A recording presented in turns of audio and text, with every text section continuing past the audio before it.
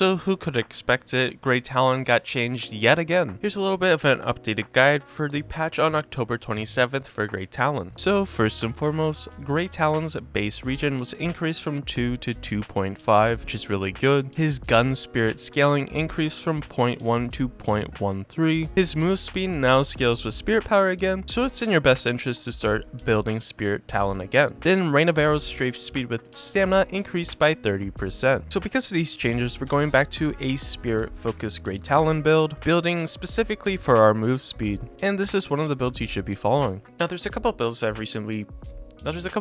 been using for Great Talon, one being titled Arrow. It's published, and it's just your standard spirit build. As you know, spirit and your speed scale together, so if you buy a whole bunch of spirit items,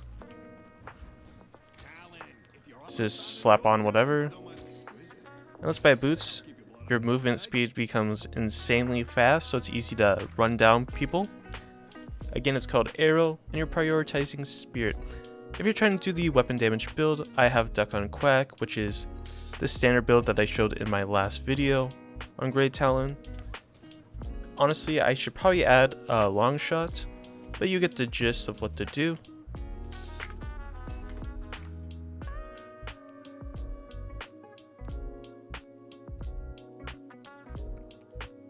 Now the build that I have concocted is titled Duck's Hybrid. It's public and published, so you can use it for your own. Getting started with the early game, it's all in order. You want to start with Hollow Point Ward, as it's just a super strong early game laning item that can be beneficial to you and the person you're laning with, or even if you're solo. It gives you bullet damage, light melee damage, and heavy melee damage. It also gives your charge shot some damage as well. Following that, you're going to be buying extra charge. Extra charge is always standard, as it gives you a secondary charge shot. As you can see, you buy, boom, 2 charge shots. Then extra spirit, it's always nice. Spirit power, health regen, and bonus health. Extra stamina is a no-brainer. Then for survivability, just like my other builds, you have healing right, enduring spirit, and sprint boots. Following that, once you get to 1250, you don't need it, but I encourage you to buy these items. You have Mystic Shot, where your next bullet deals bonus spirit damage, so you just get some more damage output. You have Enchanter's Barrier, which is always good, and Kinetic Dash, where your next dash jump does not cost an extra stamina and you gain fire rate. Kinetic Dash is good for various reasons. It can help you get out of sticky situations, and it just gives you a boost of damage when you perform a jump dash. Of course, here we go, buy it, roll, jump, and you see the Kinetic Dash props plus 20, 22, and 4. So it's always nice to have.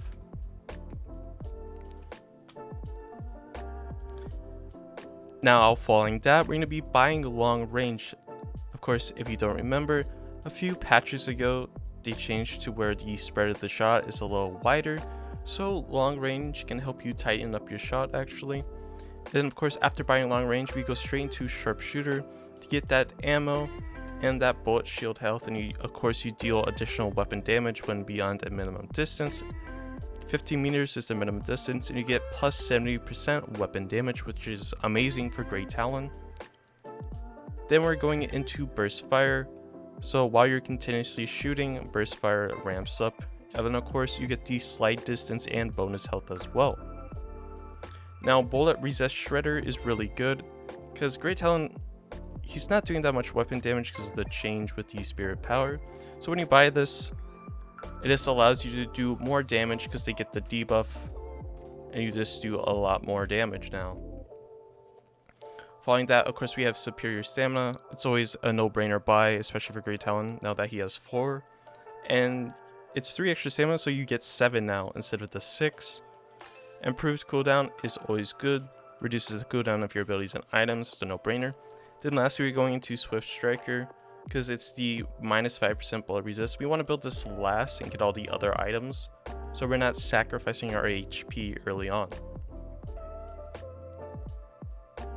Then towards the late game, we're buying Lucky Shot for more ammo and your bonus damage and all of that jazz. Then we're going into Crippling Headshot, because Crippling Headshot is just an amazing item and super strong.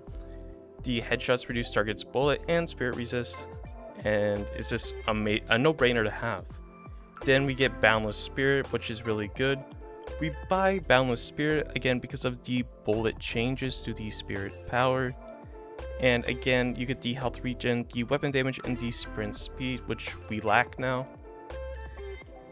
And then for the very late game, or more situational, we have Siphon Bullets, bullet resist in your bullets, temporarily steal max HP, Unstoppable, if you're fighting characters that are stopping you, have Abrams, things like that.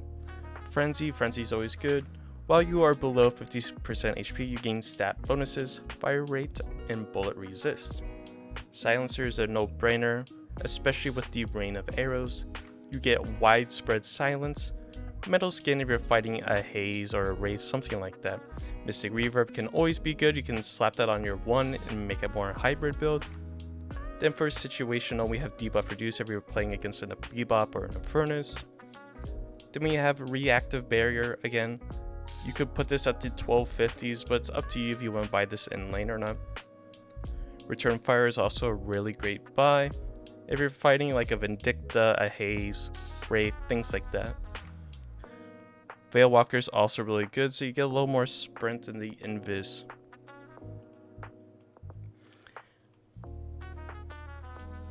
And that was my new updated build after the October 10th patch. Again, it's called Dux Hybrid. It's published. You can use it. Make sure to like it or favorite, whatever you want to do with it. Change it, add to it. You know, all that jazz.